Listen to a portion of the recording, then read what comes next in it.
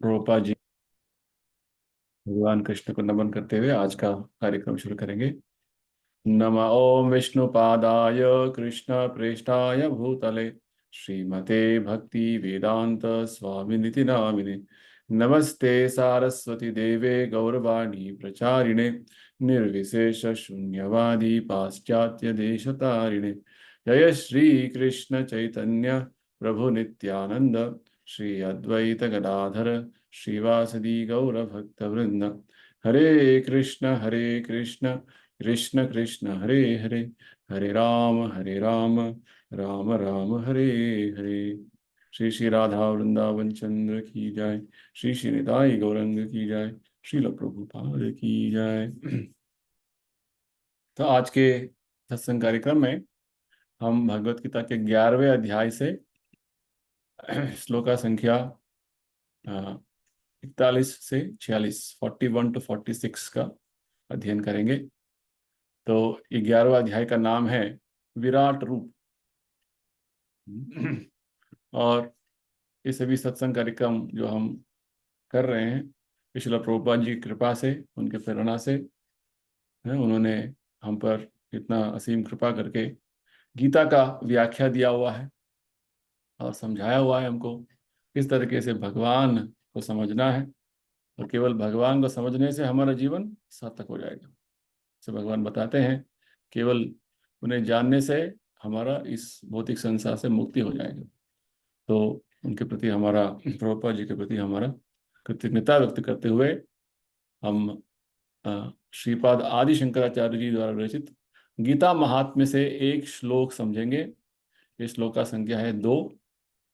गीता अध्ययनशीलस्य प्राणायाम परस्य च नैव सन्ति हि पापानि पूर्वजन्म कृतानि च। यदि कोई भगवत गीता को निष्ठा तथा गंभीरता के साथ पढ़ता है तो भगवान की कृपा से उसके सारे पूर्व दुष्कर्मों के फलों का उस पर कोई प्रभाव नहीं पड़ता। देखिए, बस केवल हमें हर दिन भगवत गीता का गंभीरता के साथ अध्ययन करना है, पढ़ना है। बस केवल पढ़ने मात्र से शंकराचार्य जी बोलते हैं कि हमारे पूर्व दुष्कर्मों से हमें मुक्ति मिल जाएगा। नहीं तो पूरा हमारे पूर्व दुष्कर्म हमें बहुत सारे पीड़ाओं को सामना करने के लिए हमें हमेशा तैयार कर रहा है। बहुत सारे कर्म हमने किए हुए जाने अनजाने में। तो गीता अध्ययन इतना पवित्र है, इतना प्रभावशाली है, इतना शक्तिशाली है कि हमारे पूर्व दुष्कर्म नष्ट हो जाएंगे। नैव सन्ति ही पापानि पूर्व जन्म कृतानि च। पूर्व जन्मों जो जो हम पाप किए थे सब कुछ नष्ट हो जाएंगे। भगवान यही बोलते गीता के अंत में, सर्वधर्मान परित्यज्य मामेकम शरणम व्रज अहम त्वाम सर्व पापेभ्यो। सभी पाप से मैं तुम्हें मुक्त कर दूंगा जब तुम मेरे शरण में आओगे। तो गीता अध्ययन करना यानी कि हम भगवान के शरण में आ गए हैं।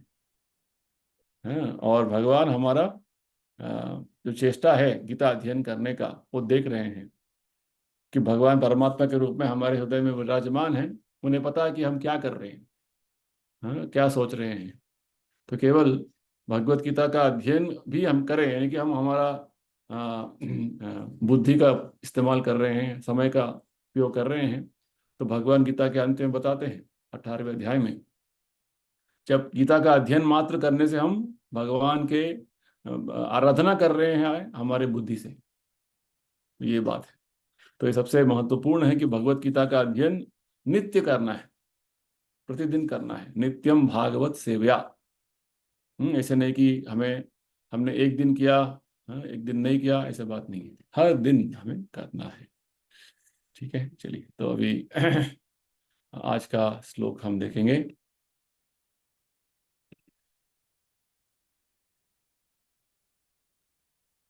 पहले 11वें अध्याय का 41वां और 42वां श्लोक, 41-42 श्लोक का साथ में है। तो अर्जुन बोल रहे हैं प्रार्थना के रूप में, सखेति मत्वा प्रसभम यदुक्तम, हे कृष्ण हे यादव हे सखेति, अजानता महिमानं तवेदम मया प्रमादात प्रणयेन वापि। यच्चावहासार्थम असत्कृतोऽसि विहार शय्यासन भोजनेषु एको अथवापि अच्युत तत्समक्षम तत्क्षामये त्वाम अहम अप्रमेयम। इसका अनुवाद है, आपको अपना मित्र मानते हुए मैंने हठ पूर्वक आपको हे कृष्ण, हे यादव, हे सखा जैसे संबोधनों से पुकारा है, क्योंकि मैं आपकी महिमा को नहीं जानता था। मैंने मूर्खतावश या प्रेमवश जो कुछ भी किया है, कृपया उसके लिए मुझे क्षमा कर दे। यही नहीं, मैंने कई बार आराम करते समय एक साथ लेटे हुए या साथ साथ खाते खाते या बैठे बैठे हुए, कभी अकेले तो कभी अनेक मित्रों के समक्ष आपका अनादर किया है। हे अच्युत, मेरे इन समस्त अपराधों को क्षमा करे। यहाँ पे अर्जुन भगवान से प्रार्थना कर रहे हैं। तो ये जो अर्जुन के वाक्य हैं, हमें समझना बहुत महत्वपूर्ण क्यों है, क्योंकि ये एक महान भक्त का प्रार्थना है। और महाभारत में बताते हैं कि हमें महान भक्तों का पद चिन्हों में चलना है।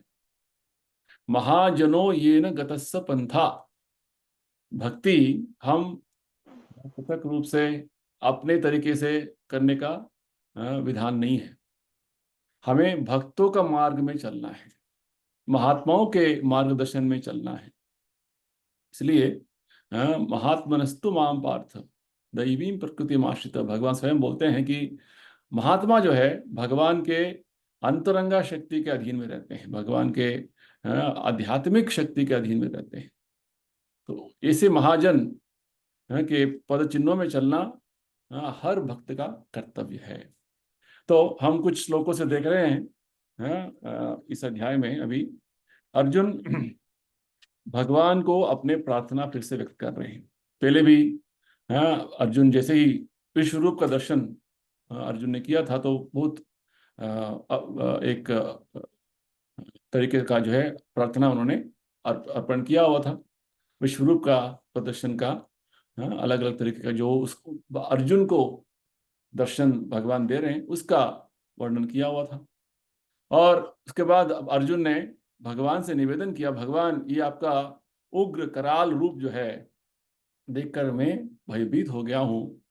आपका इस स्वरूप का उद्देश्य क्या है, मिशन क्या है, बताइए। तो भगवान बताते हैं कि मैं वास्तव में काल हूं और काल के रूप में सब कुछ नष्ट करने आया हूं, विनाश करने आया हूं। और स्वयं भगवान ने अपने विश्व रूप के स्वरूप में दिखा रहे थे कि काल के रूप में भूत में क्या हुआ है, वर्तमान में क्या हो रहा है और भविष्य में क्या होगा। वास्तव में भगवान ने कुरुक्षेत्र युद्ध का जो परिणाम जो क्या होना है उसको दिखाया। वहां पे एकत्रित सभी योद्धा, कौरव पक्ष के हो पांडव पक्ष के हो, सब का मृत्यु होने वाला था। यहां तक कि बड़े बड़े योद्धा भीष्म, कर्ण, कृपाचार्य, कृपाचार्य नहीं, भीष्म, द्रोण और द्रोणाचार्य, इस तरीके के महान योद्धा, और पांडव पक्ष में बहुत सारे योद्धा मरने वाले हैं। केवल पांडवों को छोड़कर सबका मृत्यु होने वाला है, भगवान ने ये दिखाया। तत्पश्चात अर्जुन फिर से भगवान को अपना प्रार्थना व्यक्त कर रहे हैं। और अब तक अर्जुन ने अपने प्रार्थनाओं में बताया हुआ है कि भगवान केवल आपका नाम ही इतना सुंदर अद्भुत है, इसका नाम श्रवण करने से ही भक्तों का हृदय में आनंद उल्लास हो जाता है। और हर जो शुद्ध आत्मा जो है, संत है, आपका महिमा का गुणगान करता रहता है। और आप ही इस भौतिक संसार का आधार हो, आप ही इस भौतिक संसार का पालन करता हो। त्वमादि देव पुरुष पुराण त्वमस्य विश्वस्य परम निधानम। तो अर्जुन बोलता है कि भगवान आप ही मूल आदि इस भौतिक संसार के हो, और ये भौतिक संसार आपसे ही उद्गम हुआ है। आप सब कुछ जानते हैं। वेत्थम वेत्ता से वेद्यम च परम च धाम। इस भौतिक संसार के जो जो गतिविधियां हैं सब कुछ आप जानते हैं।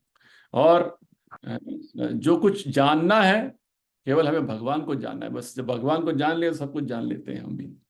तो और आप इस भौतिक त्रिगुणों से अतीत हो, आप अनंत हो, आपका रूप अनंत है। आप वायु हो, आप अग्नि हो।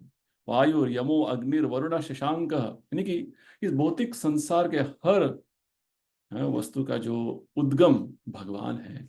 ये इस तरीके से अर्जुन अपने प्रार्थना कर रहे थे। और बस 40वें श्लोक में अर्जुन बोल रहे थे कि भगवान आपको मेरा प्रणाम सामने से, पीछे से, हर दिशा से।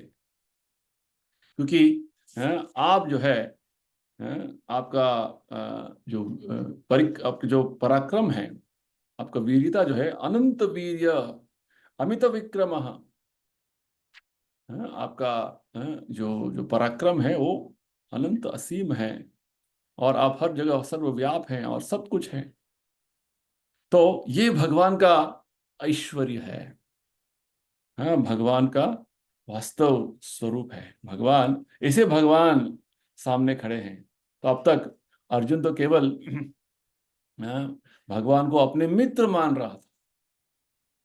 तो इसलिए अर्जुन इन 2 श्लोकों में ये बता रहे हैं कि पूर्व में भगवान, मैं आपको हे कृष्णा, हे यादव, हे सखा, इस तरीके से मैं संबोधन करके आपको मैंने बोला हुआ है।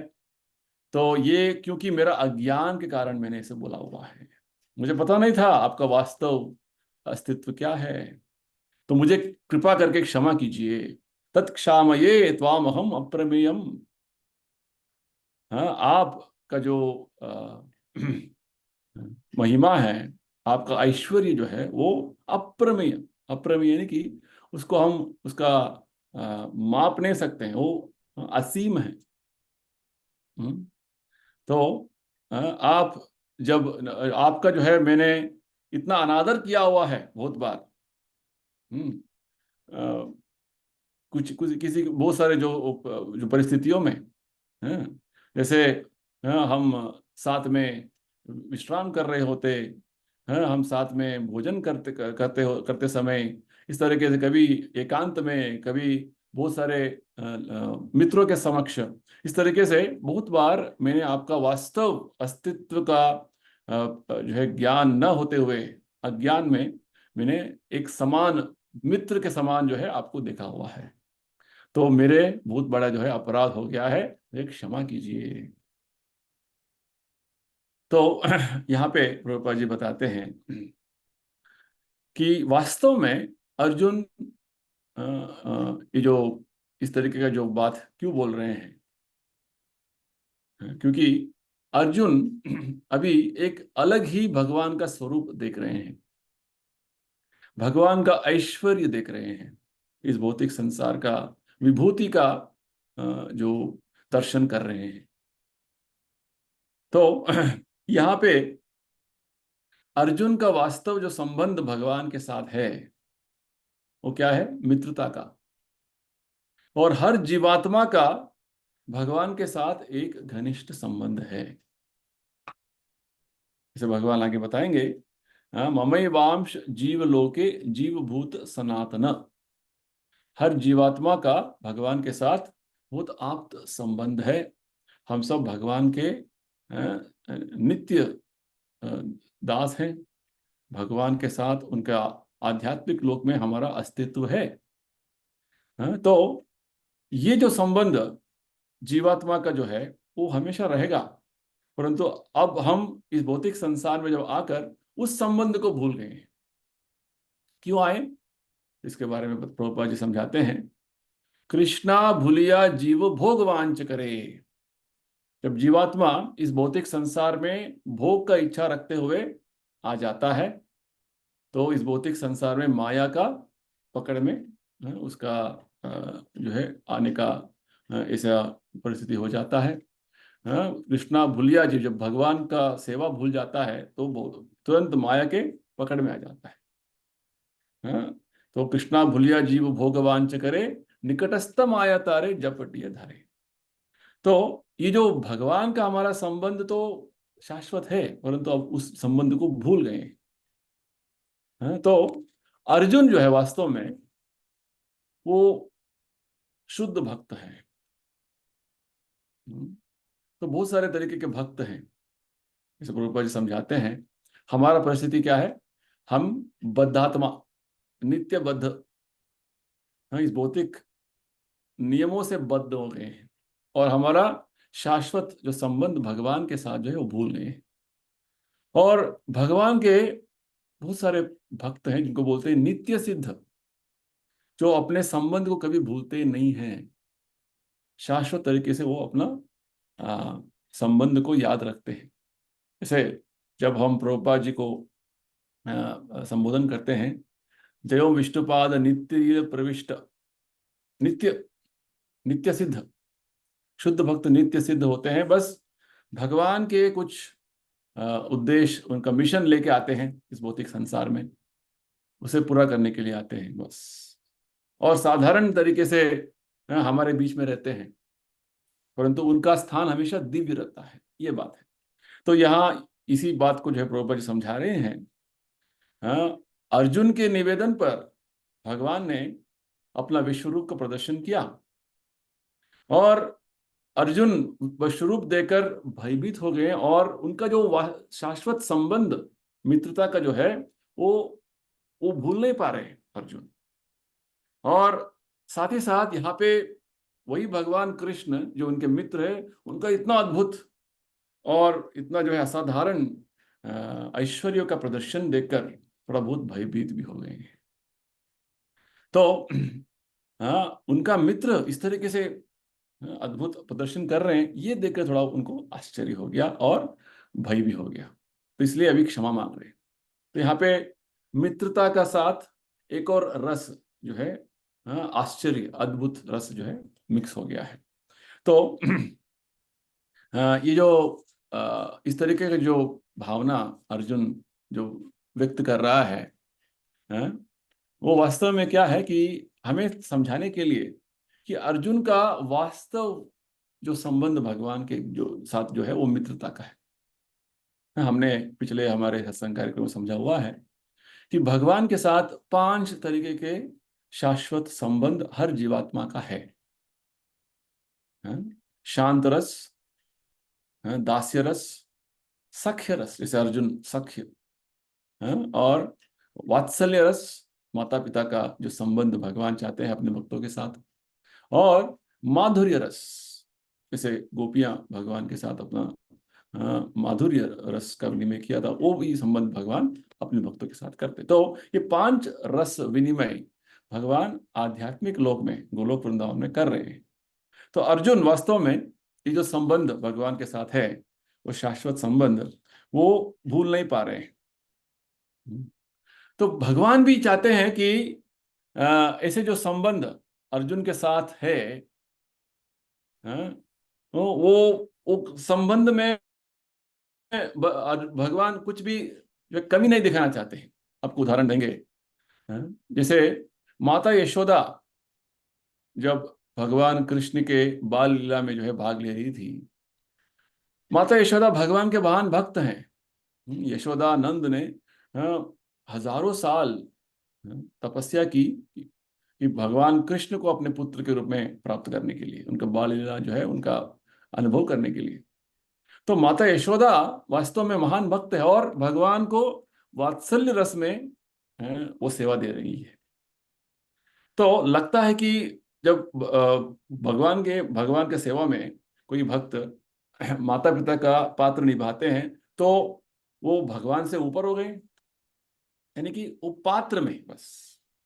वास्तव में भक्त को पता है कि भगवान ही अच्युत है, भगवान ही परम है, ये बात हमें समझना है।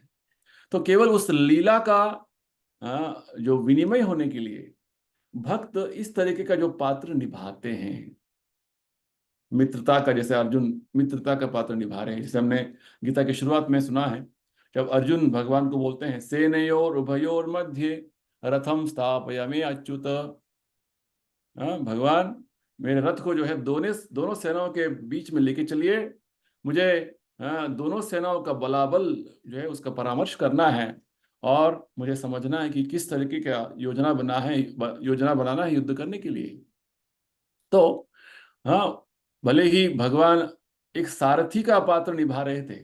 जैसे हमारे घर में हाँ, एक गाड़ी होता है तो उसका ड्राइवर होता है, तो ड्राइवर का जो पोजीशन है थोड़ा जो है वो सेवक का पोजीशन है। तो भगवान एक सारथी बन गए तो एक ड्राइवर बन गए, और अर्जुन बड़े हो गए, अर्जुन आदेश दे रहे हैं। नहीं, ये तो भगवान इस तरीके का पात्र निभा रहे हैं। अर्जुन अब भगवान के प्रति इस तरीके का पात्र निभा रहे हैं भगवान, परंतु भगवान का जो पोजीशन है, भगवान का स्थान जो है वो हमेशा अच्युत। अच्युत यानी कि वो अपने दिव्य स्थान से कभी गिरते नहीं है। ये बहुत इंपॉर्टेंट पॉइंट हमें समझना है। इसलिए अर्जुन भगवान को जब संबोधन करता है, सेनयोर उभयोर मध्य रथ स्थापय में अच्युत। अच्युत यानी कि भगवान अपने दिव्य स्थान से कभी पतन नहीं होते, हमेशा वो स्थान बना के रखते हैं, केवल लीला विनिमय के लिए। ये लीला का जो है एक प्रदर्शन के लिए इस तरीके का पात्र भगवान और उनके भक्त करते हैं। तो ये बात हमें समझना है। तो यहाँ पे ऐसा लग रहा है कि अर्जुन इस तरीके से क्षमा क्यों मांग रहा है। ये वास्तव में एक हमें परिचय देने के लिए कि अर्जुन के साथ नित्य है, नित्य भक्त, नित्य सखा का जो है वो है। परंतु यहाँ पे एक जो वातावरण सृष्टि हुआ है, जहाँ पे अर्जुन भगवान का प्रदर्शन करने के बाद थोड़ा भयभीत हो गए हैं, विचलित हो गए हैं, आश्चर्यचकित हो गए हैं, और उस परिस्थिति में भगवान से ऐसे बात कर रहे हैं, इस तरीके का प्रार्थना कर रहे हैं। ये बात हमें समझना है। तो प्रभुपाद जी समझाते हैं कि वास्तव में भगवान और भगवत भक्त के बीच में इस तरीके का जो आदान प्रदान, उस भक्ति विनिमय में हम भगवान को भी बहुत आनंद देता है और भक्त को भी आनंद देता है। ये लीलाएं जो है, जब अन्य भक्त उसका श्रवण करते हैं, वो भगवान ने माता यशोदा के साथ में जो है ऐसा लीला किया। यशोदा माता ने भगवान को डराया। जब भगवान माखन चुराते थे तो भगवान यशोदा माता उनके पीछे भाग रही थी। तो वो भगवान जो पूरे संसार में सभी देवता, सभी जो अस्तित्व डरता है, वो भगवान यशोदा माता से डर रहे हैं। तो ये बहुत जो है ऐसे बात है, कुंती महारानी प्रार्थना में बताती है, ये मेरा मन को जो है विचलित कर रहा है, भ्रमित कर रहा है भगवान, इस तरीके से प्रार्थना अर्पण करती है। तो वास्तव में वही भगवान जो सर्वैश्वर्य संपन्न है, षडैश्वर्य संपन्न है, सभी तरीके की विभूतियों से संपन्न है, वो भगवान एक साधारण तरीके का जो है व्यक्ति के रूप में पात्र निभा के अपने भक्तों के साथ रस का विनिमय करते हैं। ये बहुत आश्चर्यजनक चीज है, ये बात हमें समझना है। जैसे कि भौतिक संसार में कोई व्यक्ति बड़ा आदमी होता है, तो वो साधारण व्यक्ति के साथ उसका जो व्यवहार है वो उस तरीके का व्यवहार नहीं होता है। तो भगवान हर भक्त के साथ ऐसे व्यवहार करते हैं जो भक्त चाहता है। यथा माम प्रपद्यन्ते ताम सदैव भजाम्यहम्। चलिए आगे बढ़ेंगे। तो इन श्लोकों को हमें इस बैकग्राउंड से समझना है। अगला श्लोक, श्लोक का संख्या 43। तो अर्जुन कंटिन्यू कर रहे हैं अपना प्रार्थना को। पितासि लोकस्य चराचरस्य त्वमस्य पूज्यश्च गुरुर्गरीयान् न त्वत् समो अस्ति अभ्युदिकः कुतोऽन्यो लोकत्रये अपि अप्रतिम प्रभाव। आप इस चर तथा अचर संपूर्ण दृश्य जगत के जनक हैं। आप परम पूज्य महान आध्यात्मिक गुरु हैं।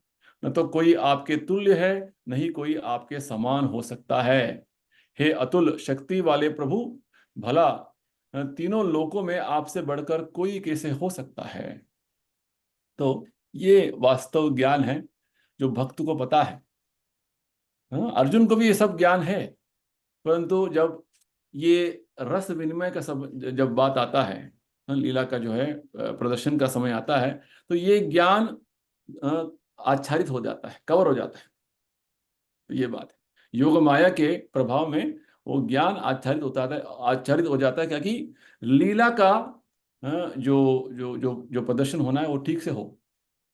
यशोदा माता को पता है कि भगवान का स्थान क्या है, परंतु जब लीला का विनिमय होता है, लीला का प्रदर्शन होता है, तो वो ज्ञान उस समय में कवर हो जाता है। ये बात है।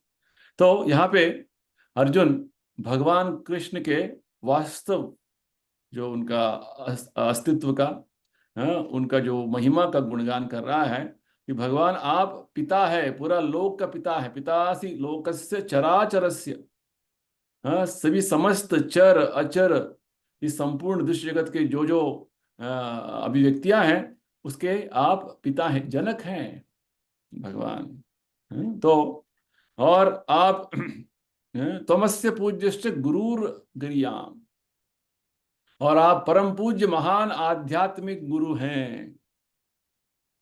तो भागवत में बताते हैं कि भगवान कृष्ण जब इस भौतिक संसार का सृष्टि किया तो पहले ब्रह्मा जी का सृष्टि किया, और ब्रह्मा जी को अपने हृदय के माध्यम से, ब्रह्मा जी को अपने हृदय के माध्यम से उनको ज्ञान दिया। तेने ब्रह्म हृदय आदि कवये, भागवत में बताते हैं। तो भगवान यानी कि आदि गुरु है, मूल गुरु है, आध्यात्मिक मूल गुरु है भगवान। और यहाँ पे हम देख रहे हैं कि यही मूल आध्यात्मिक गुरु अर्जुन को भी ज्ञान दे रहे हैं। तो भगवान हमेशा जो है उनका स्थान क्या है, वो आदि गुरु, आध्यात्मिक आदि गुरु रहेंगे। तो प्रभुपाद जी समझाते हैं कि वर्तमान में जो कोई अपने आप को गुरु का जो स्थान लेकर सबको शिक्षा देना चाहते हैं, वो भगवान के अधिकृत परंपरा के जो है उन्हीं के माध्यम से आना हुआ। वो भगवान के जो अधिकृत परंपरा में नहीं आते तो हमें उनको गुरु स्वीकार नहीं करना है। क्यों? क्योंकि आजकल के समय में बहुत सारे ऐसे लोग हैं जो अपने आप को गुरु घोषणा करते हैं, परंतु उनका कोई जो कनेक्शन नहीं है, संबंध नहीं है भगवान का बारे में प्रचार करना, भगवान का अस्तित्व को समझाना। तो ऐसे बहुत सारे ढोंगी गुरु हो गए हैं आजकल। तो प्रभुपाद जी समझाते हैं कि वर्तमान में 4 वैष्णव संप्रदाय हैं जिनके माध्यम से हमें भगवान कृष्ण का जो है ज्ञान प्राप्त कर सकते हैं। तो इस्कॉन हरे कृष्णा आंदोलन का जो संप्रदाय है, इसको बोलते हैं ब्रह्म मध्व।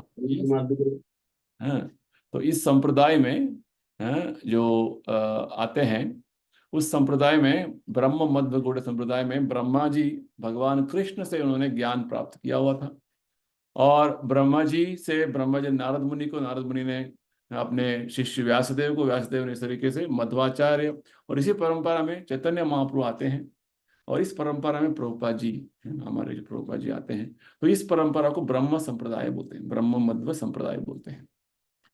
और एक और संप्रदाय जो लक्ष्मी माता से शुरू होता है, भगवान नारायण कृष्ण ने लक्ष्मी माता को ज्ञान दिया था, वो संप्रदाय एक संप्रदाय है जो जहाँ पे श्री रामानुजाचार्य एक बहुत बड़े आचार्य हैं। एक और तीसरा संप्रदाय है जो स्वयं शिव जी, भगवान शिव जी से शुरू हुआ है। तो भगवान कृष्ण ने शिव जी को उपदेश दिया था, तो उस संप्रदाय को रुद्र संप्रदाय बोलते हैं। यहाँ पे एक बहुत बड़े आचार्य जिनका नाम है विष्णु स्वामी, वो आचार्य है। ये संप्रदाय भी अधिकृत है। और चौथा संप्रदाय है, इसको बोलते हैं कुमार संप्रदाय, जो ब्रह्मा जी के 4 पुत्र थे, सनक सनातन सनंदन सनत कुमार। तो इनके माध्यम से एक संप्रदाय शुरू हुआ, भगवान ने उनको उपदेश दिया हुआ था। तो इस संप्रदाय में एक प्रमुख आचार्य जिनका नाम है निम्बार्चार्य। तो वृंदावन में काफी सारे मंदिर इस संप्रदाय का अनुसरण करते हैं। तो ये भी अधिकृत संप्रदाय है। तो इन 4 संप्रदायों के अतिरिक्त कोई भी व्यक्ति जो है अपने आप को मैं गुरु हूँ, मैं भागवत कथा देता हूँ, और मैं समझाऊंगा गीता क्या है, तो शास्त्र में बोलते हैं कि ऐसे व्यक्ति से हमें कुछ नहीं सुनना है। संप्रदाय विहीना मंत्रस्ते निष्फलामति, शास्त्र में बोलते हैं एक व्यक्ति अपने आप गुरु जो है घोषणा करता है और संप्रदाय का कोई किसी संप्रदाय के साथ उसका संबंध नहीं है, उसका कोई कनेक्शन नहीं है, तो उस व्यक्ति से हमें कुछ सुनना नहीं है, श्रवण नहीं करना है, क्योंकि वो व्यक्ति वास्तव में जो है वो अ, केवल अपने ही मनोकल्पना जो है काल्पनिक तरीके के जो बातें बताता है, स्पेकुलेशन बोलता है।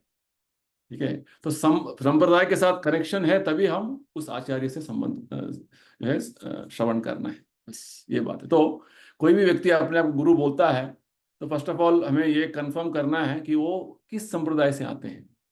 एक इन 4 संप्रदायों के साथ उनका कनेक्शन है तो हम आगे बढ़ सकते हैं, तो नहीं।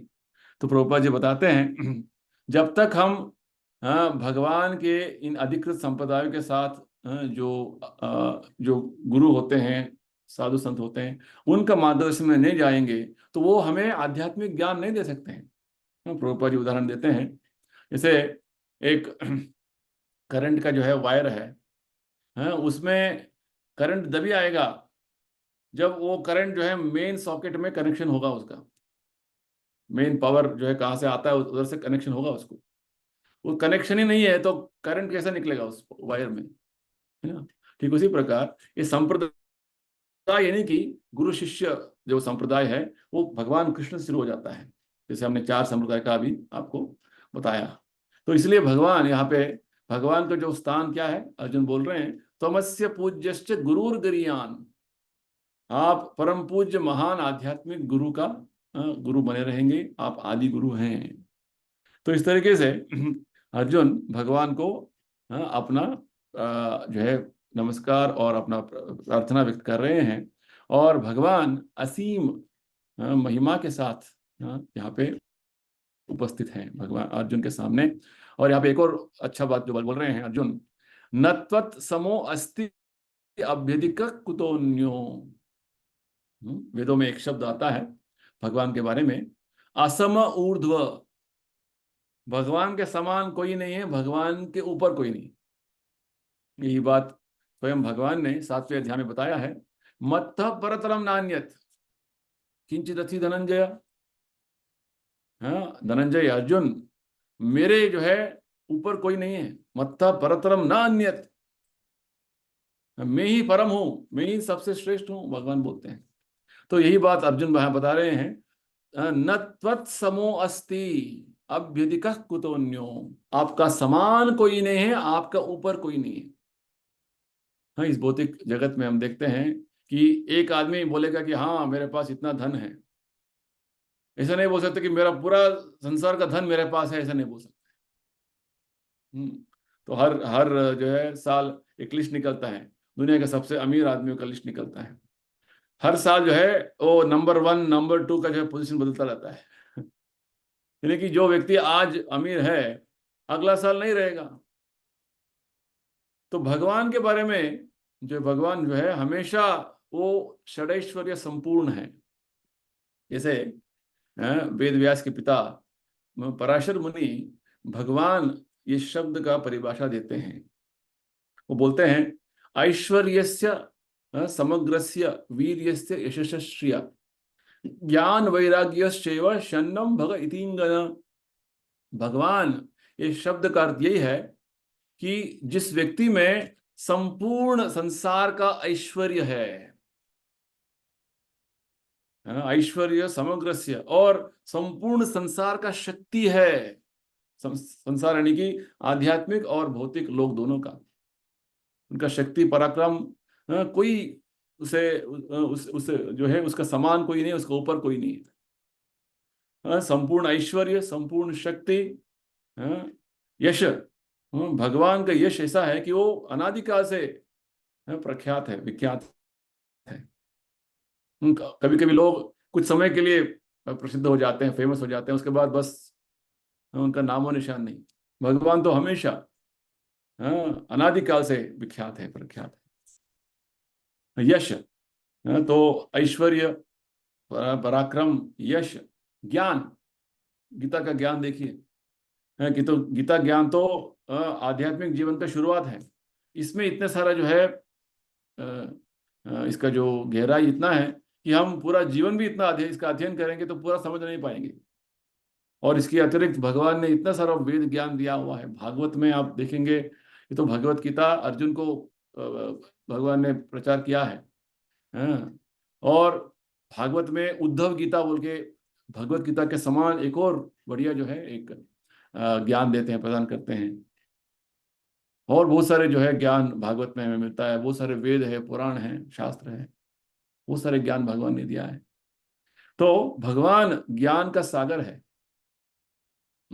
असीम ज्ञान, जो ज्ञान भगवान के पास है किसी के पास नहीं है। ठीक है, तो ज्ञान और सौंदर्य श्री, हाँ, भगवान का जो सौंदर्य असीम है। हाँ, इतना सुंदर भगवान का सौंदर्य ऐसे ऐसा है कि जैसे लोग कुछ गहने पहनते हैं, अपने आप को श्रृंगार करते हैं ताकि वो और सुंदर दिखे। भागवत में बोलते हैं कि जो आभरण भगवान पहनते हैं, ऐसे नहीं कि भगवान उससे और सुंदर दिखेंगे, ऐसा बात नहीं है।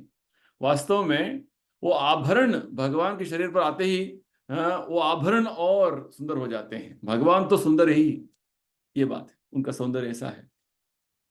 और जो सिक्स्थ छठा जो विभूति है भगवान का, वो है जो है परित्याग, रिनंसिएशन, संन्यास।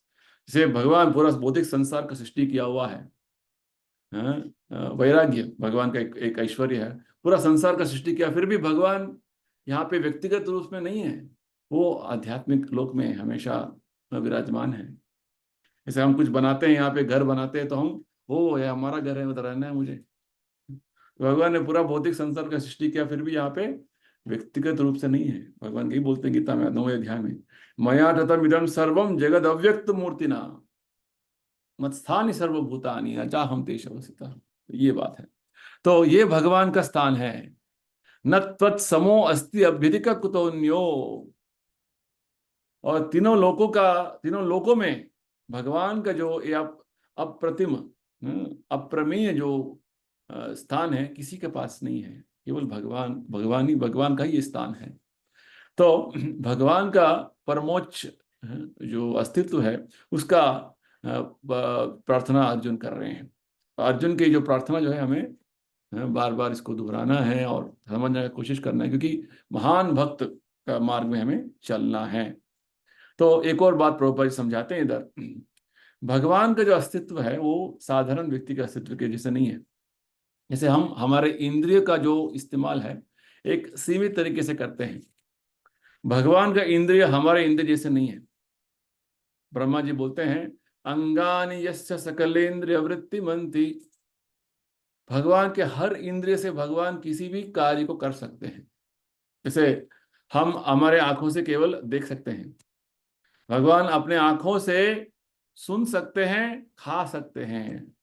जैसे आप भगवान को भोग लगाएंगे, केवल भगवान उस भोग को देखते ही खा लेते हैं। भगवान का ऐसे जो है अचिंत्य शक्ति है, ये हमें समझना है। तो ये भगवान है, यानी कि उनका इतने सारे अनगिनत जो है आध्यात्मिक दिव्य गुण हैं जो हमारे सोच विचार के बाहर है, इसलिए उसको अचिंत्य बोलते हैं। तो जो भगवान के इसे दिव्य लक्षण, उनका दिव्य शरीर का, दिव्य लीलाओं का जो है वास्तव ज्ञान समझ लेते हैं, तो भगवान ने क्या बुलाया 4थे अध्याय में, जन्म कर्म च मे दिव्यम एवं यो वेत्ति तत्वतः। तत्वतः जब हम ठीक ठीक भगवान के वास्तव अस्तित्व का ज्ञान प्राप्त करेंगे, उनका जन्म भी दिव्य है, उनका कर्म भी दिव्य है, उनका गुण भी दिव्य है, उनका नाम भी दिव्य है, इन सभी तत्वों का वास्तव जब ज्ञान हम प्राप्त करेंगे, तो भगवान बोलते हैं यही हमारा आखिरी जन्म होगा। त्यक्त्वा देहम पुनर्जन्म नैति मामेति सो अर्जुन। तो ये भगवान का स्थान है। प्रभुपाद जी एक और बताते हैं, भगवान को जो है असाधारण और सर्वश्रेष्ठ जो स्थान क्या है, स्वयं चैतन्य महाप्रभु बताते हैं, एकले ईश्वर कृष्ण आर सब भृत्य। भगवान ही एक ईश्वर है, परम ईश्वर है, सभी जीव जंतु, सभी देवता, बड़े बड़े देवता भी उनके अधीन में है, उनका सेवक है। आर सब भृत्य, भृत्य यानी कि दास है। तो भगवान का आदेश का उल्लंघन कोई नहीं कर सकता है। सब उनके अधीन में है, सब उनका जो है आज्ञा पालन कर रहे हैं, और भगवान ही सर्व कारण कारणम। तो बार बार जो है सभी भगवान के जो महिमा का गुणगान करने का उद्देश्य ये है कि ये जो विषय बार बार हमारा मन में हमें अंदर लेते जाना है, श्रवण करना है अंदर, बार बार उसको लेने से क्या होगा, वो ठीक से अंदर बैठेगा वो ज्ञान। नहीं तो एक बार सुन लिया तो बस निकल जाता है। देखिए बड़े बड़े देवता भी, ब्रह्मा जी भी, उन्होंने ब्रह्म विमोहन लीला में क्या हुआ, भूल गए भगवान का स्थान।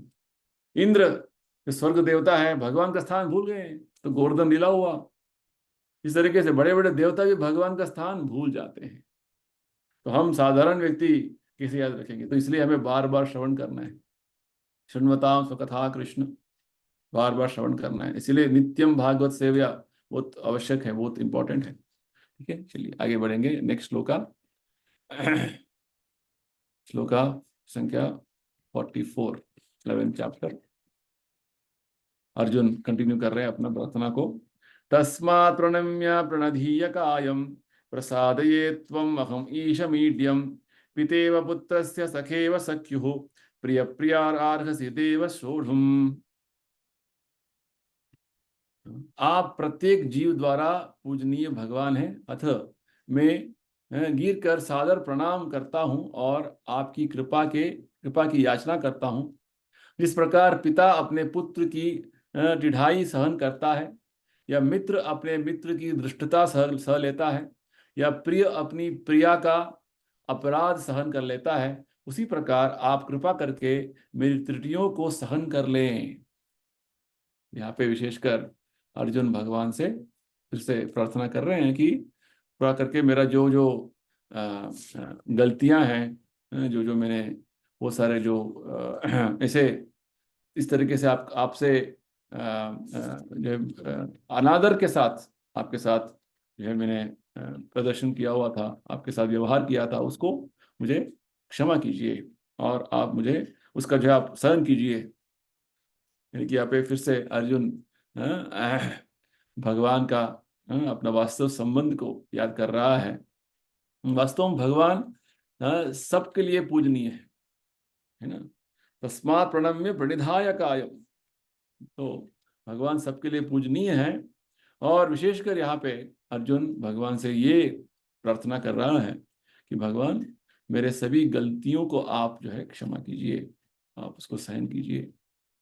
भाई इस भौतिक संसार में कोई हमारे जो अधीन में रहते हैं, उनका गलती हम एक हद तक सहन कर पाएंगे, परंतु भगवान का सहनशीलता ऐसा है कि वो हमारे इतने सारे जन्म जन्मांतर से हमने इतने सारे गलतियां करते आ रहे हैं, उनको इतना सहनशीलता से वो सब देख रहे हैं, बस प्रतीक्षा में है कब हम हमारे गलतियों को सुधारेंगे और उनके तरफ हमारा मुंह मुड़ेंगे। शास्त्रों में एक उपनिषदों में एक उदाहरण है।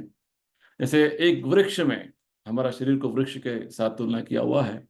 एक वृक्ष में दो पक्षी बैठे हैं। एक पक्षी है हम जीवात्मा, और दूसरा है परमात्मा। तो ये पक्षी जो है इस भौतिक जड़ इस शरीर का फल जो है खाने में हमेशा मग्न है। कभी फल अच्छे होते हैं, कभी जो है खट्टे होते हैं, कभी ठीक नहीं होते, सड़े हुए होते। इस तरीके से हम सुख दुख का अनुभव कर रहे हैं। और एक और जो परमात्मा का जो पक्षी है वो देख रहा है कब ये पक्षी, आत्मा का जो पक्षी मेरे तरफ मुड़ेगा और अपना जीवन को सुधारेगा। हाँ, बहुत जो है सहनशीलता से प्रतीक्षा कर रहे हैं भगवान, कब हम मुड़ेंगे। भगवान किसी के ऊपर जो है बल प्रयोग नहीं करते हैं। हाँ, और बोलेंगे कि हाँ मुझे मेरे जो है मेरे समक्ष तुम्हें अभी अभी शरणागत होना है, भगवान ऐसे नहीं बोलते हैं। देखिए पूरा गीता का उपदेश देने के बाद अर्जुन को भगवान बोलते हैं, अर्जुन तुम्हें जैसा इच्छा हो ऐसे करो, कोई जो है फोर्स नहीं है, बस तुम्हें करना ही है, ऐसे कुछ बात ही नहीं है। तुम्हें इच्छा है गीता का ज्ञान स्वीकार करने के लिए और उसको जीवन में अनुष्ठान करने के लिए करो, नहीं तो नहीं। तो भगवान हमेशा जो है, इसे 9वें अध्याय में भगवान ने बताया, समोहम सर्वभूतेषु न मे द्वेष्यस्ति न प्रियः। भगवान समानता से हर जीवात्मा के साथ व्यवहार करते हैं। जो जीवात्मा का इच्छा है उस तरीके से भगवान उसको व्यवस्था करते हैं। तो हमारा आत्मा बनने का हमारा कर्तव्य यही होगा कि भगवान का सेवा करें, तभी भगवान और जो है हमारे भक्ति का जो है आदान प्रदान करेंगे। जब हम भगवान की तरफ मुड़ने के हम विमुख हो गए हैं, जैसे प्रहलाद महाराज बोलते हैं, हाँ, जो व्यक्ति भगवान की सेवा से विमुख हो गए हैं वो माया सुख में मग्न हो गए हैं। जब भगवान की सेवा में हम उन्मुख हो जाते हैं तो हम भगवत प्रेम का, भगवत सेवा का जो आनंद का अनुभव कर सकते हैं, ये बात है। तो यहाँ पे मैं विशेषकर भगवान सहन करते जाते हैं, हाँ सहन करेंगे जब तक हम उनके तरफ नहीं मुड़ेंगे। जितना जल्दी हम मुड़ेंगे वो हमारे लिए अच्छा होगा, उसका प्रयोजन हमें मिलेगा। हम नहीं मुड़ेंगे तो हम भौतिक संसार की जो कर्म के नियमों के अधीन में रहेंगे और जन्म मृत्यु के चक्कर काटते रहेंगे, बस ये बात है। चलिए आगे नेक्स्ट श्लोका देखेंगे। ये श्लोका संख्या 45-45। तो अर्जुन प्रार्थना कंटिन्यू हो रहा है। अदृष्ट पूर्वम ऋषितोस्मि दृष्ट्वा भयेन च प्रव्यथितां मनो में तदेव मे दर्शय देव रूपम प्रसीद देवेश जगन्निवास। अर्जुन बोल रहे हैं, पहले कभी न देखे गए आपके विराट रूप का दर्शन करके मैं पुलकित हो रहा हूं, किंतु साथ ही मेरा मन भयभीत हो रहा है। अतः आप मुझ पर कृपा करें और हे देवेश, हे जगन्निवास, अपना पुरुषोत्तम भगवान स्वरूप पुनः दिखाइए। तो यहाँ पे अर्जुन भगवान को दो विशेष नामों से संबोधन कर रहा है। देवेश, जगन्निवास, यानी कि आप देवों का देव हैं, सभी देवताओं का स्वामी है, और इस पूरा भौतिक संसार का आश्रय है, जगन निवास। तो भगवान, मैं आपका ये विराट रूप का प्रदर्शन देखकर भले ही बहुत पुलकित, यानी कि आनंद से मैं जो है अभिभूत हो गया हूं, फिर भी भय भी आ रहा है बहुत। कि इसका वर्णन हमने पिछले बहुत सारे श्लोकों में देखा हुआ है कि ये भगवान का जो मुंह इतना उग्र रूप का था, इतना सारा उनका मुंह से इतना सारा जो प्रज्वलित अग्नि निकल रहा था, अनेक बाहुदर, अनेक वक्त्र, अनेक जो है बाहु, है ना, इस तरीके से वो स्वरूप देखकर ही जो है भयभीत हो जाते हैं। तो रामायण का वर्णन में जब हनुमान जी लंका प्रवेश करते हैं तो वहां पे जो दानव हैं उनका वर्णन कुछ आता है। कुछ ऐसे दानव थे कि उनका आंख एक ही था बीच में यहाँ पे, और कुछ दानवों का जो है 3 सर था और एक मुंह था। इस तरीके से बहुत जो विकार तरीके के जो है दानव उधर पे थे। केवल वर्णन सुनते ही हमें बहुत ऐसा लगता है कि क्या है। जैसे कभी कभी एक भयानक जो फिल्म देखते हैं, मूवी, भूत प्रेत का, है ना, तो वो देखकर कभी कभी घबरा जाते हैं। तो यहाँ पे ऐसे सभी तरीके के जो वर्णन हमने देखा होगा, सुना होगा, उसका एक साथ तो कितना भयभीत अर्जुन का जो है अनुभव हो रहा होगा, ये बात हमें थोड़ा समझना है। जब अर्जुन अपने स्वयं अपने मुंह से बोल रहे भयेन च प्रवर्तितम मनो में, मुझे बहुत भय हो गया है भगवान, राइट। तो ये विराट रूप का दर्शन करके भगवान मुझे बहुत भय हो गया है। और वास्तव में अर्जुन का मन में ये भी है विचार कि भगवान, ऐसे भगवान जो अद्भुत जो है भयानक स्वरूप में प्रदर्शित हो रहे हैं, ऐसे भगवान के साथ मेरा जो व्यवहार था एक साधारण मित्रता के रूप में था, और बहुत अनादर के साथ मैंने उनके साथ प्रस्तुत हुआ था। ये भी भय है अंदर में। तो भगवान क्या करेंगे अभी मेरे साथ, ये भी भय है। तो यहाँ पे विशेषकर अर्जुन भगवान से प्रार्थना कर रहा है, भगवान ये स्वरूप अभी मैं नहीं देख पा रहा हूं, आप फिर से अपने नारायण स्वरूप को दिखाइए। ठीक है? तो तदेव में दर्शय देव रूपम। तो कृपा करके मुझे आपका नारायण स्वरूप दिखाइए। तो अर्जुन ने भगवान कृष्ण का स्वरूप क्यों नहीं पूछा, ये प्रश्न आता है। इसका बारे में जो है उत्तर हमें बाद में मिलेगा। तो पहले भगवान अपने विश्व रूप से नारायण रूप में आते हैं, उसके बाद भगवान अपना श्याम सुंदर मुरलीधर रूप में आते हैं। तो यहाँ पे जो भौतिक संसार में इसका जो अभिव्यक्ति है, भगवान का ही एक विस्तरण है जिसको पुरुषावतार बोलते हैं। विष्णु रूप में भगवान इस भौतिक संसार का सृष्टि करते हैं। और ये विष्णु का रूप है, चतुर्भुज रूप है। और ये विष्णु वास्तव में आध्यात्मिक लोक से ही उनका जो है अवतार है। और विष्णु नारायण इनका जो है इनका जो अस्तित्व वैकुंठ में है। तो इसका वर्णन प्रभुपाद में देते हैं। भगवान कृष्ण ही अलग अलग स्वरूपों में विस्तृत होते हैं। जैसे हम भी भगवान का अंश हैं, परंतु हमारा जो स्वरूप है, हम जो विभिन्न अंश हैं। हमारा जो अस्तित्वभूत अणु है। और भगवान कृष्ण जब विस्तृत होते हैं, एक और उनका स्वरूप उसको बोलते हैं स्वांश। जैसे पहले बलराम जी के रूप में विस्तृत होते हैं, उसके बाद वो बलराम जी से चतुर्व्यूह होता है।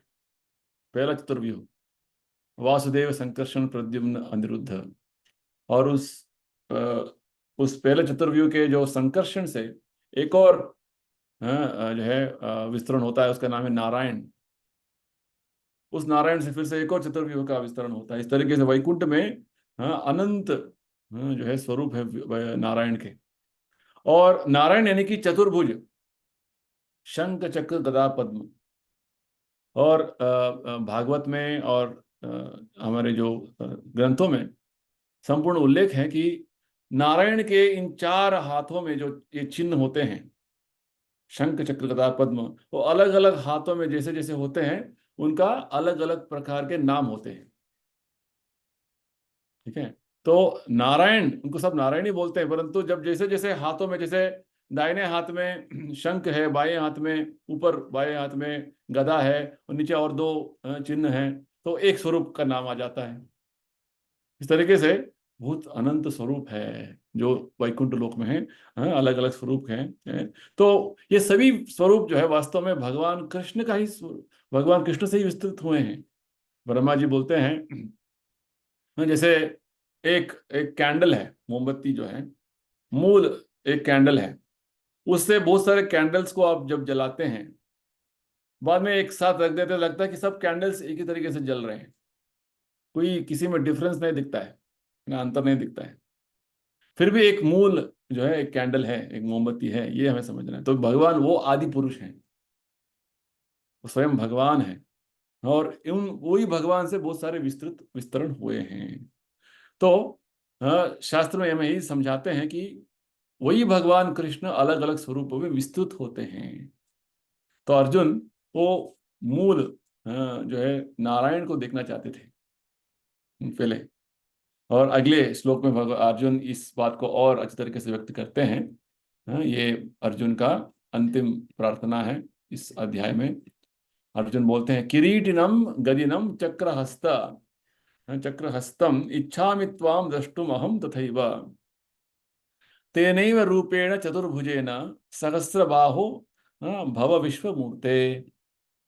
हे विराट रूप, हे सहस्त्रभुज भगवान, मैं आपके मुकुटधारी चतुर्भुज रूप का दर्शन करना चाहता हूं, जिसमें आप अपने चारों हाथों में शंख चक्र गदा तथा पद्म धारण किए हो। मैं उसी रूप को देखने की इच्छा करता हूं। तो यहाँ पे स्पष्ट अर्जुन अपना इच्छा व्यक्त कर रहे हैं, कि भगवान का उसी रूप को, ये चतुर्भुज रूप नारायण रूप को देखना चाहता हूँ।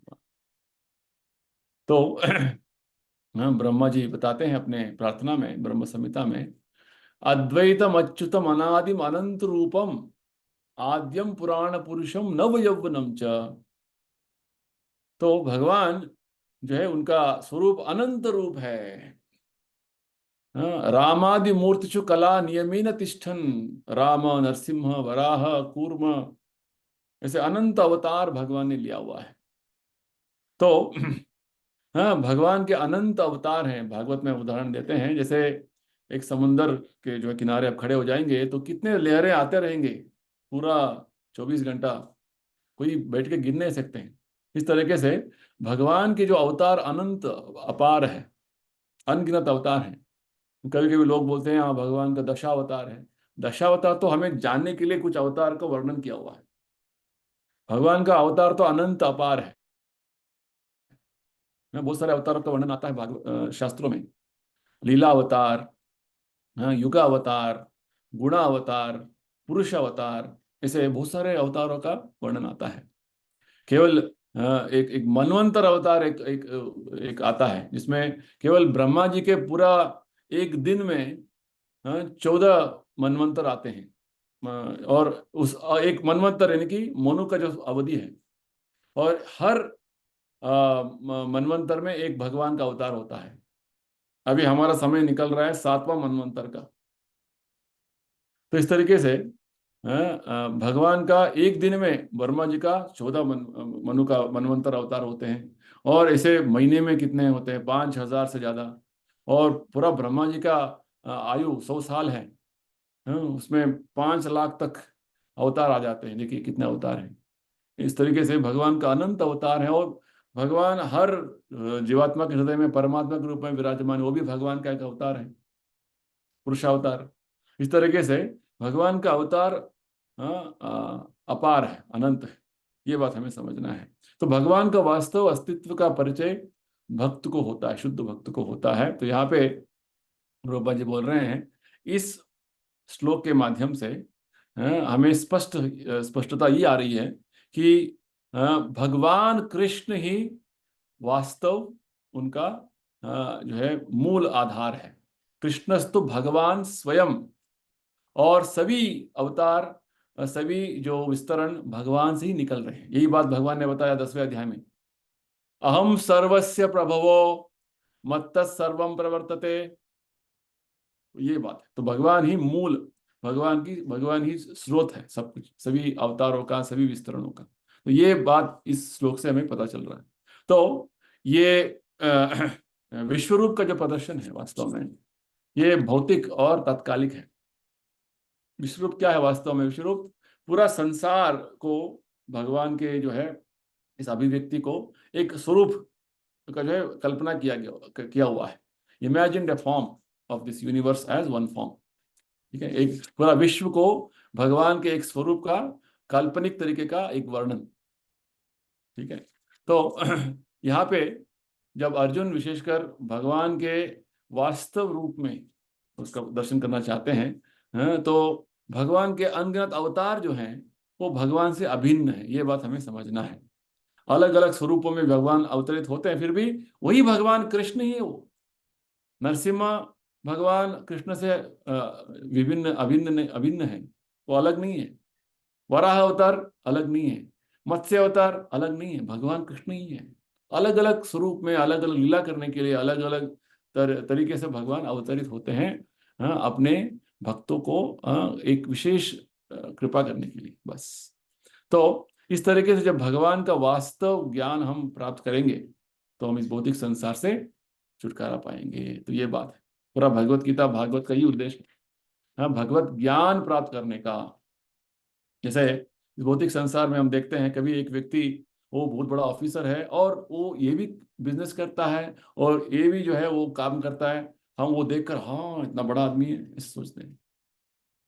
भगवान इन सभी आदमियों का, इन सभी तरीके के जो व्यक्तियों का उद्गम है, उनका किस तरीके का जो अलग अलग स्वरूप होगा, कितना कितना जो है उनका लीला होगा, ये समझना बात है, ये समझने का बात है। ठीक है। तो आगे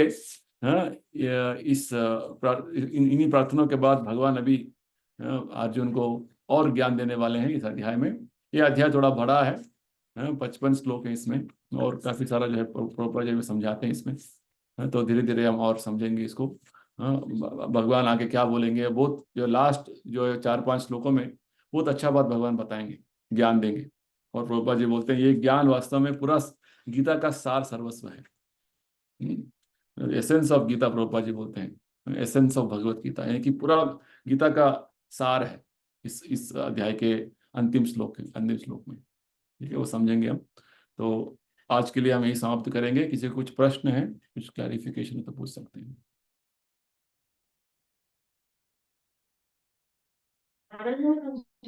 हरे कृष्ण प्रभु जी। हरे कृष्णा।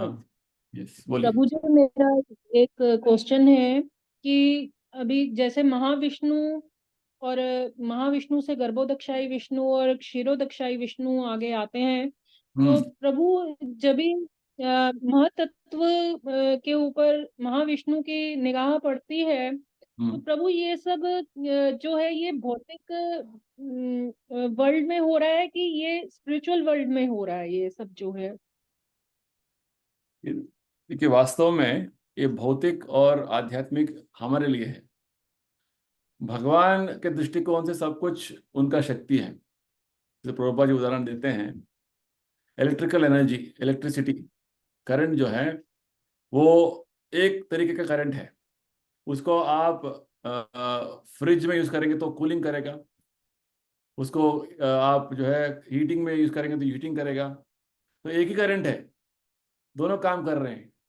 ठीक उसी प्रकार अ, जो भेदभाव देखते हैं हम हमारा दृष्टि ऐसे अभी थोड़ा बहुत कलुषित हो गया है।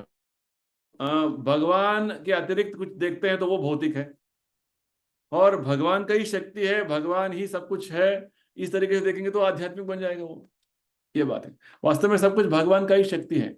तो भागवत में वर्णन है कि भगवान आध्यात्मिक आकाश के एक कोने पे लेट जाते हैं जब भौतिक सृष्टि का भौतिक जगत का सृष्टि, भौतिक जगत यानी कि ऐसे जगह जहाँ पे जीवात्मा भगवान को जो भूल गए हैं उनको रखने के लिए। जैसे पूरा एक शहर में, एक एक टाउन में एक जेल होता है, प्रिजन होता है ना। तो जेल ऐसा नहीं कि पूरा शहर में बड़ा वही है, एक एक शहर का एक छोटा सा भाग है वो। ठीक उसी प्रकार पूरा सृष्टि भगवान ही है। उसी सृष्टि में, उसी आध्यात्मिक आकाश में जब ऐसे जीवात्मा होते हैं जो भगवान, क्योंकि जीवात्मा को एक अल्प स्वतंत्रता है, माइन्यूट इंडिपेंडेंस है। वो चाहें तो भगवान का सेवा करने से इनकार कर सकते हैं, है ना। तो हमेशा ये जो फैसिलिटी भगवान देते हैं, उनके स्वतंत्रता जो है, इंडिपेंडेंस के साथ भगवान जो है हस्तक्षेप नहीं करते हैं, उनको रेस्पेक्ट करते हैं। जब तक हम स्वयं वॉलेंटरली भगवान का सेवा में नहीं लगेंगे तब तक भगवान उसको हमें जो फोर्स नहीं करते हैं, ये बात है। तो कुछ जीवात्मा जो भगवत सेवा से विमुख हो गए हैं, भगवत सेवा नहीं करना चाहते हैं, तो उनको इस ऐसे जगह पे रखा जाता है जो भगवान को भूल गए हैं वो लोग, उसको बोलते हैं भौतिक लोग। तो भौतिक लोग भगवान के दृष्टिकोण से वो भी भगवान का ही है, वो अलग नहीं है। हमारे लिए अलग लग रहा है क्योंकि हम भगवान को भूल गए हैं। देखिए, भौतिक संसार में हैं, सभी जीवात्मा क्योंकि भगवान को भूल गए हैं, हम अलग अलग तरीके के जो है एक एक शरीर लेके भटक रहे हैं। जैसे जेल में हमारा ड्रेस बदल जाता है, हम एक ड्रेस पहन के जो है कैदी बन के रहते हैं। जो इसी किसी प्रकार प्रभुपाद जी बोलते हैं, शास्त्र में बोलते हैं कि जब हम इस भौतिक संसार में आ जाते हैं तो हमारा अस्तित्व को हम भूल जाते हैं। हम आत्मा हैं, भगवान का नित्य सेवा है हमारा वास्तव कर्तव्य, ये भूल जाते हैं और हम भटकते रहते हैं अलग अलग शरीरों में। ये प्रॉब्लम है। ठीक है। तो ये भौतिक और आध्यात्मिक का जो ये परिभाषा जो है ये हमारे लिए है। वास्तव में भगवान के लिए ऐसे कोई अंतर नहीं है, सब कुछ उनका ही शक्ति है। जब हम अपने चेतना में, अपना विचार में, अपना अपना हमारा सोच में जब हम ठीक से समझ लेते हैं ये सब भगवान का ही शक्ति है। जैसे भगवान ने क्या बोला 7वें अध्याय में, भूमिरापो नलो वायु खम मनो बुद्धिरेव च अहंकारमिति यम में भिन्ना प्रकृतिरष्टधा। भगवान बोलते हैं ये सभी भौतिक संसार में जो जो वस्तुएं देख रहे हैं, मूलभूत वस्तुएं, हाँ, अग्नि, वायु, जल, आकाश, पृथ्वी, ये सभी वास्तव में मेरा ही शक्ति है, भगवान बोलते हैं। तो भगवान का ही शक्ति हुआ तो अलग कैसे हो गया? अलग नहीं है, हमारे लिए अलग लग रहा है, दिख रहा है, क्योंकि हमारा सोच विचार में कुछ कमी आ गया अभी। हम उसको भगवान के संबंध में नहीं देख रहे हैं, ये प्रॉब्लम है, ये समस्या हमारा है। बस ये पॉइंट हमें समझना है, ठीक है। चलिए, ओके। तो any other question? Thank you प्रभु, हरे कृष्ण। हरे कृष्णा। चलिए, हम अभी समाप्त करेंगे। और 11वां अध्याय बहुत अच्छा अध्याय है, इंटरेस्टिंग चैप्टर, आपको पढ़ना है। अभी हम 46 श्लोक तक आ गए हैं। फिर से पढ़िए अच्छी तरीके से, एक एक श्लोक पढ़िए। विशेषकर प्रार्थनाएं जो हैं अर्जुन के, उसे भगवान के सामने पठन कीजिए। बार बार शुद्ध भक्त की जो प्रार्थना बोलने से हमारा भी जो है बुद्धि थोड़ा शुद्ध हो जाएगा। और शुद्ध भक्त का वाणी को रिपीट करने से, उसको दोहराने से हम शुद्ध हो जाएंगे, ठीक है। क्योंकि जिस प्रकार अर्जुन ने भगवान को प्रार्थना किया है, वो हमें उसको रिपीट करना है, इम्पोर्टेंट है, ठीक है। प्रभुपाद जी बोलते हैं प्रभु प्रार्थना जी, वंदना। हाँ, एक और हाँ, बोलिए। एक एक और क्वेश्चन था कि जो ये स्तुति की हुई है अर्जुन ने भगवान की, हम्म। वो मैंने एक्चुअली बचपन से ही भगवत गीता जो दूसरी रहती है गीता प्रेस गोरखपुर वालों की, उससे हम्म। मैंने लर्न की हुई है। तो वो पढ़ सकते हैं कि ये मेरे को दोबारा से अभी लर्न करना पड़ेगा? क्योंकि वो वही मैं रोज करती हूँ, मतलब वो उसमें परफेक्ट है, जैसा हिंदी में जो संस्कृत है, अनुवाद हिंदी दिया में, हुआ है वो नो प्रॉब्लम। आप कर रहे हैं तो ठीक है, हिंदी में प्रभु। नो प्रॉब्लम, ठीक है, हिंदी में ठीक है, नो जी प्रॉब्लम, प्रभु, इसमें कोई समस्या नहीं है। हाँ, क्यों, क्या, क्या आपका क्वेश्चन क्या है? मेरा ये पूछना था कि मैं ये प्रभुपाद जी की बुक से ही वाली लर्न करूं दोबारा से, कि वो कर सकती हूँ? मेरे को ये पूछना था। देखिए, प्रभुपाद जी का बुक्स में प्रभुपाद जी ने व्याख्या दिया हुआ है, अर्थ दिया हुआ है, ठीक है। आप अभी ऑलरेडी उसको पढ़ लिया आपने, आपको लगता है कि उस अर्थ में और प्रभुपाद जी के बुक्स के अर्थ में दोनों समान लग रहा है, तो कोई प्रॉब्लम नहीं है। नहीं, एक समान ही है प्रभु जी, थोड़ा बहुत मतलब शब्दों का थोड़ा इधर से तब उधर तो ठीक किया है, हुआ है, वही मीनिंग है। सेम आ रहा है ना, वो अलग जी इंपॉर्टेंट है। मीनिंग जी। सेम आ रहा है, अर्थ से सेम आ रहा है, वही बात है। हाँ, हम इंग्लिश मीनिंग में मीनिंग बोलेंगे, हिंदी में अर्थ बोले हैं, वो उसका दोनों अर्थ एक ही है। बात यह है, ठीक है, ये भाषा जो है एक माध्यम होता है हमारा भावना को व्यक्त करने के लिए, है ना। तो एक व्यक्ति एक तरीके से अपना भावना व्यक्त करते हैं, दूसरा व्यक्त करते हैं, दोनों का भावना भक्ति भावना है, तो ठीक है। तो गीता प्रेस की जो गीता में केवल श्लोक होता है और उसका अनुवाद होता जी है ना। प्रभुपाद जी के जो भगवत गीता में ना केवल श्लोक अनुवाद, उसका तात्पर्य भी होता है, व्याख्या होता है। तो हमें केवल श्लोक और अनुवाद पढ़ने से थोड़ा अल्प तरीके से समझ में आता है। ठीक से समझ में आना है तो प्रभुपाद जी का किताब, वो किताब पढ़ना है, ठीक है। केवल प्रार्थना के रूप में जो है, ठीक है, गीता प्रेस का आप श्लोका पढ़ेंगे, अनुवाद पढ़ेंगे, कोई प्रॉब्लम नहीं है, अच्छी बात है, वही बोल रहे थे हम। तो साथ ही साथ थोड़ा उसका मीनिंग अर्थ भी समझेंगे तो और अच्छी बात है, और बढ़िया बात है, ये बात बोलना चाहते हैं बस। तो एक एक जो है कृष्ण भक्त केवल एक तोता जैसा केवल रटता नहीं है श्लोका, वो श्लोक का मीनिंग समझता है, अर्थ समझता है, क्या बोल रहे हैं। जैसे अर्जुन जब बोलते हैं कि किरीटिनम गजनम चक्रहस्तम इच्छामि त्वाम द्रष्टुम अहम तथैवा, ये केवल हम 10 बार इसको बोलेंगे, रटेंगे तो कंठस्थ हो जाता है, परंतु इसका मीनिंग पता नहीं तो क्या क्या फायदा हुआ। तो भगवान क्या, अर्जुन क्या बोल रहे हैं, भगवान जो आप किरीट धारण करते हैं, आपका हाथ में गदा है, आपका हाथ में चक्र है, हाँ, तो ऐसे रूप का दर्शन करना चाहता हूं भगवान। तो इस अर्थ से जब हम श्लोक बोलेंगे, उसका अनुवाद बोलेंगे, तो उसका जो है ज्यादा भक्ति का आगे बढ़ने में हमारा फायदा होगा, ये बात बोलना चाहते हैं, ठीक है।